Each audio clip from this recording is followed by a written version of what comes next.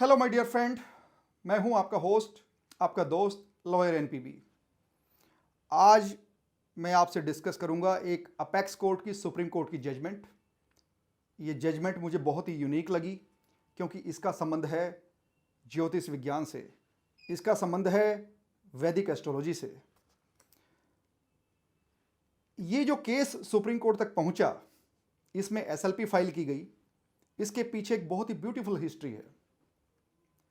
सन 2001 में यूजीसी ने ये डिसीजन लिया कि वैदिक एस्ट्रोलॉजी को ज्योतिर्विज्ञान के नाम से डिफरेंट इंडियन यूनिवर्सिटीज़ में एज ए कोर्स इंट्रोड्यूस किया जाए और इंडिपेंडेंट डिपार्टमेंट्स की स्थापना की जाए।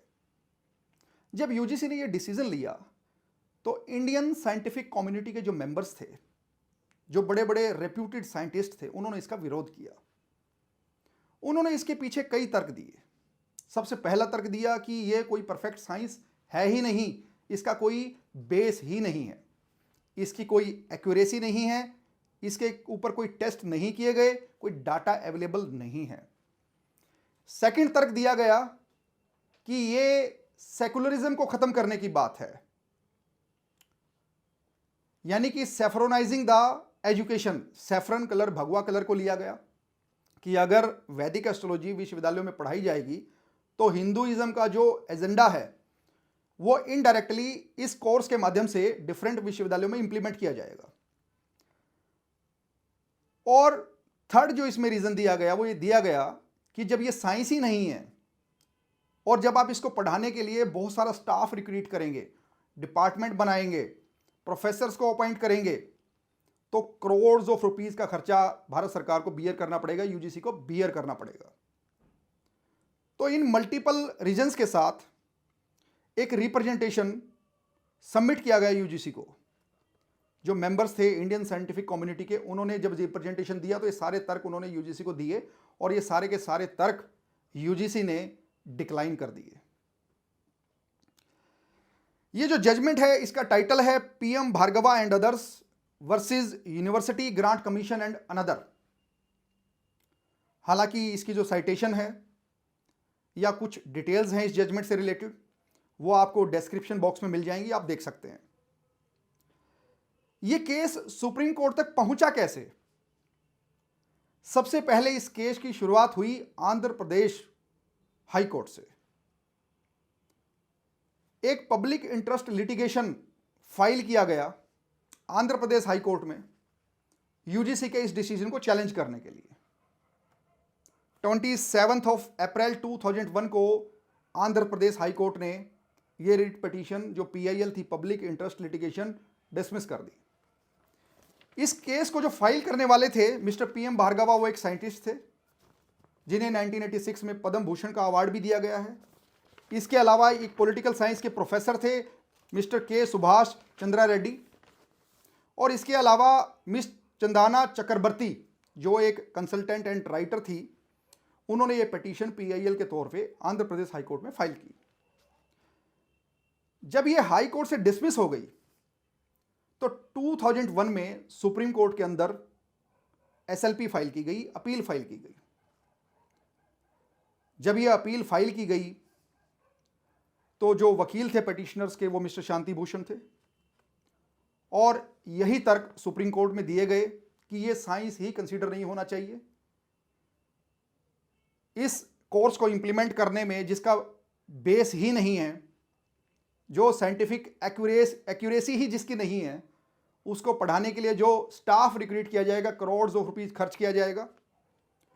उसके साथ ये कहा गया the course in Vedic astrology can not be termed as a course of scientific study as astrology and has never been regarded as a science. इसको साइंस ही ना माना जाए और साइंस ही कभी माना ही नहीं गया। तो वो जो रिप्रेजेंटेशन में तर्क दिए थे ऑलमोस्ट वही सारे के सारे तर्क सुप्रीम कोर्ट के दिए गए। आर्टिकल 51A को भी उठाया गया जो फंडामेंटल ड्यूटीज की बात करता है कि जो हर भारत का नागरिक है वो साइंटिफिक तरीके से वो जो है humanism and spirit of inquiry and reform है, ये जो साइंस है उसको ख़त्म करती है, उसके अगेंस्ट है। तो जब ये केस सुप्रीम कोर्ट में लड़ा गया तो सुप्रीम कोर्ट ने जो इसमें फाइनली हेल्ड किया, इस पिटीशन को डिसमिस किया और सुप्रीम कोर्ट ने कहा कि astrology is a pure science, astrology based upon movement of celestial bodies, their positions, magnitudes, motions and distances, merely because the subject has got its root or basis or origin in some cult, it cannot be held that the same would only result in propagation of a particular religion.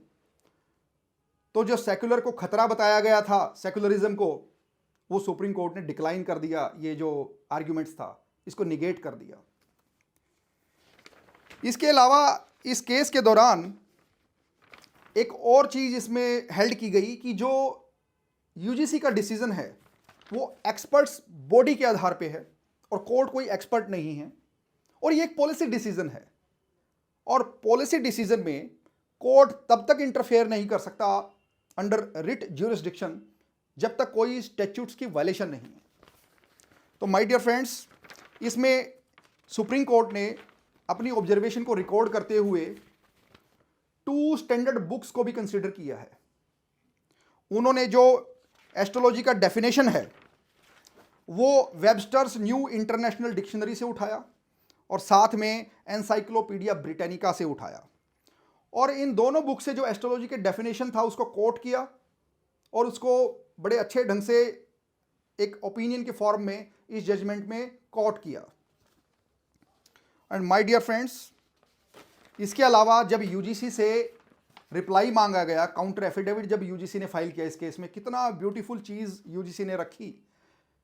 UGC ने कहा कि astrology तो चलिए एक one of the area है, इसके अलावा ऐसे बहुत सारी subjects as a course Hindustan में पढ़ाए जाते हैं जो वेस्टर्न स्टडी का पार्ट नहीं है, जैसे आयुर्वेदा, यूनानी और न जाने कितनी तरह की अदर मेडिकल साइंसेज में भी एरियाज में भी कुछ एजुकेशन ऐसी दी जाती हैं जिनका वेस्टर्न से कोई रिलेशन नहीं है।